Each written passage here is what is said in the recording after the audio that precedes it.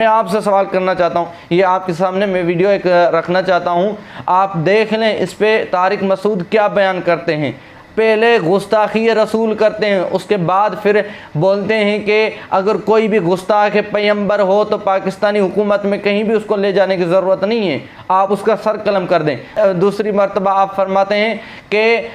جو بھی گستاخ رسول ہے اس کی کوئی معافی نہیں ہے، پھر بولتے ہیں کہ بھائی میں نے اگر غلطی کی ہے تو میں معافی چاہتا ہوں۔ ایسے نہیں ہوتا ہے کہ آپ اللہ کے نبی کی گستاخی کریں، شان میں غلط بولیں اور پھر آپ کہیں کہ میں نے کچھ بھی نہیں کیا ہے۔ آپ ملاحظہ فرمائیے، آپ لوگوں کے لیے ہے، میں آپ لوگوں سے مخاطب ہوں، آپ ان کا جواب دیں، ان کے ساتھ کیا کرنا چاہیے، یہ گستاخی پیغمبر ہے کہ نہیں ہے؟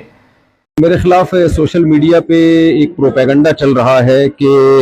میں نے یہ کہا ہے کہ قرآن میں معاذ اللہ نقل کفر گرامر کی غلطیاں ہیں، کہ اگر کسی کو یہ میرے لفظ سے یہ لگا ہے کہ میں نے سید الانبیاء صلی اللہ علیہ وسلم کی توہین کی ہے تو میں اس سے بھی معذرت چاہتا ہوں۔ لیکن چونکہ گورنمنٹ نے ایک لا بنایا ہے کہ ایسا نہ ہو کہ لوگ پیغمبروں کی گستاخیاں کرتے رہیں اور بعد میں جب پکڑے جائیں تو کہتے ہیں ہم نے توبہ کر لی۔ میرے بارے میں یہ دعویٰ کیا گیا کہ میں نے ایسے الفاظ کہیں جس سے نبی صلی اللہ علیہ وسلم کی بے ادبی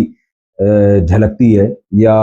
اس میں گستاخی کا پہلو نکلتا ہے، یہ دعویٰ کیا گیا۔ مجھ سے غلطی ہوئی ہے تو میں اس پہ دوبارہ صاف لفظوں میں معذرت کرتا ہوں، اللہ سے توبہ اور اپنے ان الفاظ سے رجوع۔ کہ ہمیں تو نہیں پتا دل سے کی ہے اوپر اوپر سے کی ہے،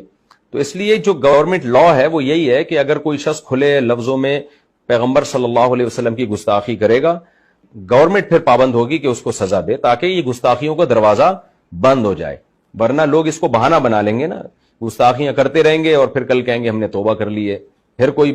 بدتمیزی کرے گا کل کہے گا ہم نے توبہ کر لی ہے۔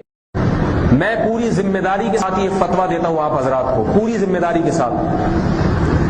کہ اگر آپ اپنے کانوں سے کسی کو